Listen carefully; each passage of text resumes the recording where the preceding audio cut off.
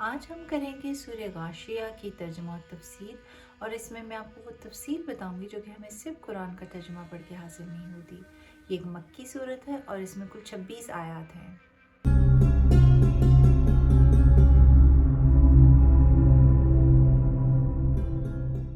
اللہ تعالیٰ آیت نمبر 1 میں ارشاد فرماتے ہیں کہ آئی ہے آپ کے پاس اس مصیبت کی خبر جو چھا جائے گی، یا بے شک اے حبیب اکرم صلی اللہ علیہ وآلہ وسلم آپ کے پاس آئی ہے اس مصیبت کی خبر جو چھا جائے گی۔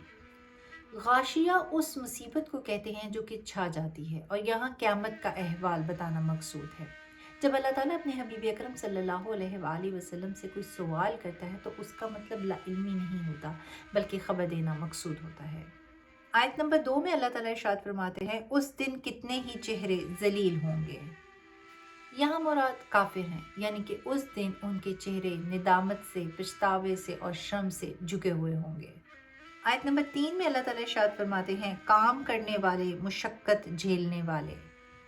یعنی ایسا نہیں ہے کہ انہوں نے اس دنیا میں اپنی زندگی بہت آرام سے گزاری، بلکہ انہوں نے بہت سے کام کیے، انہوں نے بہت مشقتیں اٹھائیں، جیسے کہ پچھلے زمانے کے اہل کتاب لوگ جب نبی کریم صلی اللہ علیہ وآلہ وسلم نے تبلیغ دین کی تو اب نبی کریم صلی اللہ علیہ وسلم پر ایمان لانا ہی کامیابی کی ضمانت تھی، لیکن وہ لوگ اپنے پرانے دین پر موثر رہے، اللہ کی بہت عبادتیں کی، بہت مشقتیں اٹھائیں، لیکن چونکہ وہ نبی کریم صلی اللہ علیہ وآلہ وسلم پر ایمان نہیں لے کر آئے تو ایسے لوگوں کا چہرہ آخرت میں جھکا ہوگا ندامت سے اور شرم سے، اور وہ ہلاک و برباد ہو جائیں گے۔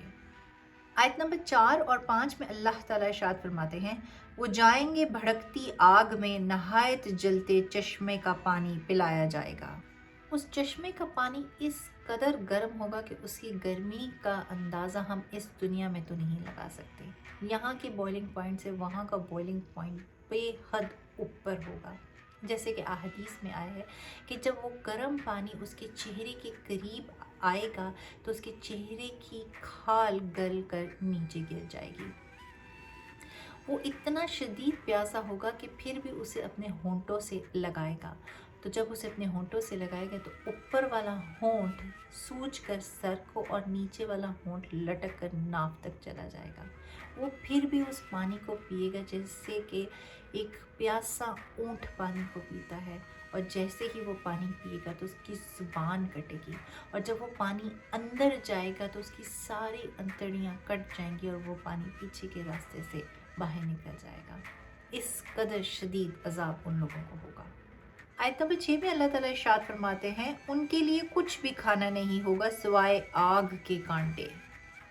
رحمت کونین صلی اللہ علیہ وآلہ وسلم ارشاد فرماتے ہیں کہ ان پر اس قدر بھوک مسلط کر دی جائے گی جیسے 1000 لوگوں کی بھوک ایک جگہ جمع کر دی جائے گی تو وہ کھانے کی فریاد کریں گے، تو انہیں کھانے میں کانٹے دار کھانا دیا جائے گا، وہ پھر بھی اسے کھائیں گے تو ان کے کانٹے وہ ان کے حلق میں اٹک جائیں گے، نہ کوئی ذائقہ نہ کوئی توانائی۔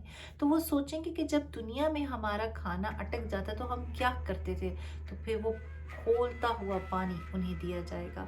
بے حد ذلت اور رسوائی ہے۔ آیت نمبر 7 میں اللہ تعالیٰ ارشاد فرماتے ہیں وہ ایسے کانٹے ہوں گے کہ نہ وہ موٹاپا لے کر آئیں نہ وہ بھوک مٹائیں، یعنی وہ ایسا کھانا ہے جس سے کوئی توانائی حاصل نہیں ہوگی۔ اللہ تعالیٰ ہم سب کو اس سے محفوظ رکھے، آمین۔ آیت نمبر 8 میں اللہ تعالیٰ ارشاد فرماتے ہیں لیکن اس کے مقابلے میں کتنے ہی چہرے اس دن چین میں ہیں، یعنی بہت سے چہرے بہت اطمینان کے ساتھ ہوں گے، بہت پرسکون اور خوش، جیسے کہ جب ہمیں احساس ہو جاتا ہے کہ ہمیں کامیابی حاصل ہو چکی ہے تو وہ جو قلبی سکون ہوتا ہے، وہ جو خوشی چہرے پر ہوتی ہے، بالکل ویسے ہی قلبی سکون اور چہرے پہ خوشی اور اطمینان ہوگی۔ آیت نمبر 9 میں اللہ تعالیٰ ارشاد فرماتے ہیں اپنی کوشش پر راضی، یعنی ان لوگوں نے جو اعمال کیے تھے وہ بالکل درست تھے اور اب اس پر ان کا دل مطمئن ہوگا۔ آیت نمبر 10، 11 اور 12 میں اللہ تعالیٰ ارشاد فرماتے ہیں بلند باغات میں کہ اس میں کوئی بیہودہ بات نہیں سنیں گے، اس میں جاری چشمے ہوں گے۔ ہر جنتی کو 4 نہریں عطا کی جائیں گی، پانی، دودھ، شراب اور شہد۔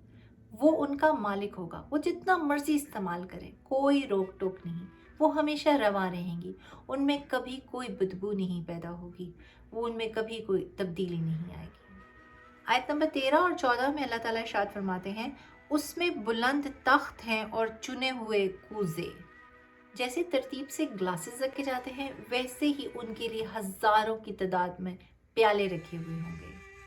آیت نمبر 15 اور 16 میں اللہ تعالیٰ ارشاد فرماتے ہیں، اور برابر برابر بچھے ہوئے قالین اور پھیلی ہوئی چاندنیاں۔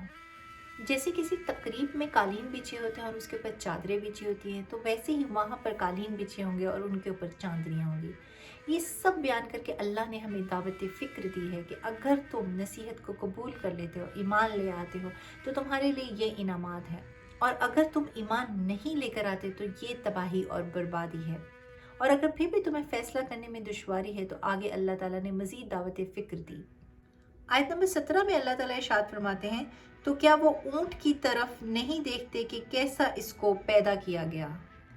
چونکہ عربوں میں اونٹوں کا استعمال بہت زیادہ تھا، اس لیے یہاں پر اونٹ کی مثال دے کر دعوت فکر دی جا رہی ہے کہ اگر تم اونٹ کو غور سے دیکھو، اس کی آنکھیں، اس کے دانت، اس کی گردن، اس کی کوہان، اس کا لمبا قد، تو تمہیں معلوم ہوگا کہ اس کو پیدا کرنے والا بہت ہی وسعت علمی کا حامل ہے۔ آیت نمبر 18 میں اللہ تعالیٰ ارشاد فرماتے ہیں، تو کیا وہ آسمان کی طرف نہیں دیکھتے کہ کیسا اونچا کیا گیا ہے؟ سبحان اللہ! اگر ہم آسمان کو دیکھیں تو جیسا ہم اسے دیکھتے آ رہے ہیں بالکل ویسا ہی ہے، کہیں سے بوسیدہ ہی نہیں ہوا، کہیں سے پھٹا ہی نہیں، نہ اس کے اوپر کوئی پلرز ہے جس کے سہارے وہ کھڑا ہے، نہ اسے رسیوں سے باندھ کے کھڑا کیا گیا ہے۔ کیسا عظیم اللہ کی قدرت کا نشان ہے۔ آیت نمبر 19 میں اللہ تعالیٰ ارشاد فرماتے ہیں، اور کیا وہ پہاڑوں کی طرف نہیں دیکھتے کہ کیسے ان کو نصب کیا گیا ہے؟ اگر آپ کبھی پہاڑ کے نیچے کھڑے ہوں اور اوپر اس کی طرف دیکھیں تو آپ دیکھیں گے اللہ کی ایک عظیم نشانی ہے، کس قدر اللہ نے اس کو مضبوط پیدا فرمایا، اس قدر اسے سختی عطا کی کہ اگر آپ لوہا پکڑ کے اس میں پھینکیں تو لوہا ٹوٹ جائے گا، لیکن پہاڑ کو کچھ نہیں ہوگا۔ عقل حیران رہ جاتی ہے، اور عقل اس بات کا تقاضا کرتی ہے کہ جس نے اس کو پیدا فرمایا ہمیں اس کی طرف مائل ہو جانا چاہیے۔ آیت نمبر 20 میں اللہ تعالیٰ ارشاد فرماتے ہیں، وہ زمین کی طرف کیوں نہیں دیکھتے کہ کیسے اس کو بچھایا گیا ہے؟ کیسے اللہ نے زمین کو بچھایا، اور پھر اس کی کشش ثقل، فورس آف گریوٹی، کہ ہر چیز کو اپنی طرف کھینچتی ہے۔ عجیب و غریب فینومیناز جو اللہ نے پیدا فرمائے، اگر ہم ان پہ غور و تفکر کریں تو ہماری عقل کی گرہیں کھلتی چلی جائیں اور ہم اپنے رب کی طرف مائل ہو جائیں۔ آیت نمبر 21 میں اللہ تعالیٰ ارشاد فرماتے ہیں، تو اے حبیب کریم صلی اللہ علیہ وآلہ وسلم، آپ نصیحت بیان کیجئے، اور آپ تو صرف نصیحت سنانے والے ہیں۔ یہاں اللہ تعالیٰ نبی کریم صلی اللہ علیہ وآلہ وسلم کو تسلی فرما رہے ہیں کہ آپ صرف اور صرف نصیحت کرنے والے ہیں۔ اگر یہ آپ کی نصیحت قبول نہیں کرتے تو اس میں آپ کے لیے گرفت کا کوئی بھی پہلو نہیں ہے، اور اگر آپ کی یہ بات نہیں مان رہے تو یقیناً بروز قیامت ہم ان کی پکڑ کریں گے۔ آیت نمبر 22 میں اللہ تعالیٰ ارشاد فرماتے ہیں، آپ ان پر کچھ بھی ضامن نہیں ہیں، یعنی ایسا ہرگز نہیں ہے کہ بروز قیامت اللہ تعالیٰ آپ سے سوال کرے گا کہ بتائیں ان لوگوں نے ایسا کیوں نہیں کیا، بلکہ آپ صرف نصیحت فرمانے والے ہیں، اور آپ اس کے ضامن ہرگز نہیں ہیں کہ انہوں نے نصیحت قبول نہیں کی۔ آپ کا کام صرف اور صرف نصیحت پہنچانا تھا، جو کہ آپ نے پہنچا دیا۔ آیت نمبر 23، 24، 25، 26 میں اللہ تعالیٰ ارشاد فرماتے ہیں، ہاں جو منہ پھیرے اور کفر کرے تو اسے اللہ بڑا عذاب دے گا، بے شک ہماری ہی طرف ان کا پھرنا ہے، یعنی لوٹنا ہے، پھر بے شک ہم پر ان کا حساب ہے۔ یعنی اللہ تعالیٰ انہیں بہت بڑا عذاب دے گا، اور یہ اللہ کا ہی ذمہ ہے کہ وہ ان کا حساب و کتاب فرمائے گا۔ یہ تھی سورہ غاشیہ کی ترجمہ اور تفسیر۔ اللہ تعالیٰ میرے اور آپ کے علم میں اضافہ فرمائے، اور ہماری ہر غلطی، کوتاہی اور گناہ کو معاف فرما دے۔ آمین۔